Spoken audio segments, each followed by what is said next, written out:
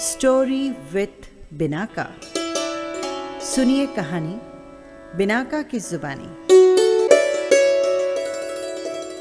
लीजिए हाजिर है तेनालीराम की कहानी अद्भुत कपड़ा।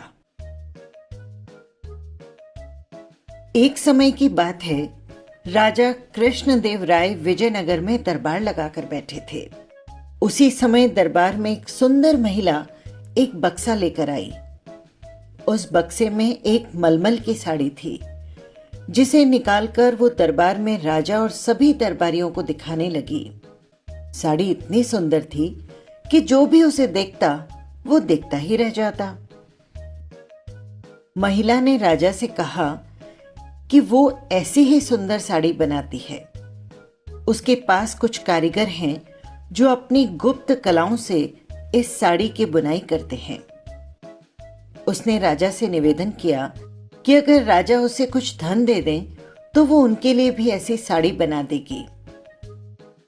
राजा कृष्णदेव राय ने महिला की बात मान ली और उसे धन दे दिया। महिला ने साड़ी तैयार करने के लिए पूरे 1 साल का समय मांगा। इसके बाद वो महिला साड़ी बुनने वाले अपने कारीगरों के साथ राजा के महल में रहने लगी और साड़ी की बुनाई करने लगी। इस दौरान उस महिला और कारीगरों के खाने पीने से लेकर तमाम खर्चे राजमहल ही उठाता था। इसी तरह 1 साल का समय निकल गया। फिर राजा ने अपने मंत्रियों को उस साड़ी को देखने के लिए उस महिला के पास भेजा। जब मंत्री कारीगर के पास गए तो वो देखकर हैरान रह गए। वहां पर 2 कारीगर बिना किसी धागा या कपड़े के कुछ बुन रहे थे। महिला ने बताया कि उसके कारीगर राजा के लिए साड़ी बुन रहे हैं, लेकिन मंत्रियों ने बताया कि उन्हें वहां कोई साड़ी दिखाई नहीं दे रही। इस पर उस महिला ने कहा कि ये साड़ी सिर्फ वही देख सकता है जिसका मन साफ हो और जिसने जीवन में कभी कोई पाप नहीं किया हो। महिला की बात सुनकर राजा के मंत्री परेशान हो गए।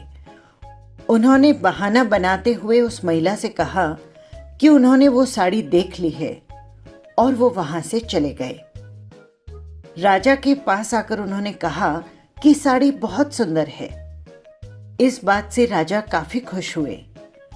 अगले दिन उन्होंने उस महिला को वो साड़ी लेकर दरबार में हाजिर होने का आदेश दिया।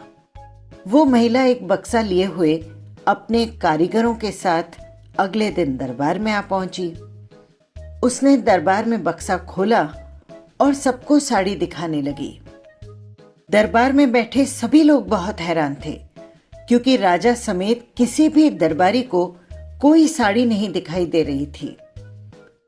ये देखकर तेनालीराम ने राजा के कान में कहा कि उस महिला ने झूठ बोला है और वो सभी को बेवकूफ बना रही है। इसके बाद तेनालीराम ने उस महिला से कहा कि उन्हें या दरबार में बैठे किसी भी दरबारी को ये साड़ी दिखाई नहीं दे रही।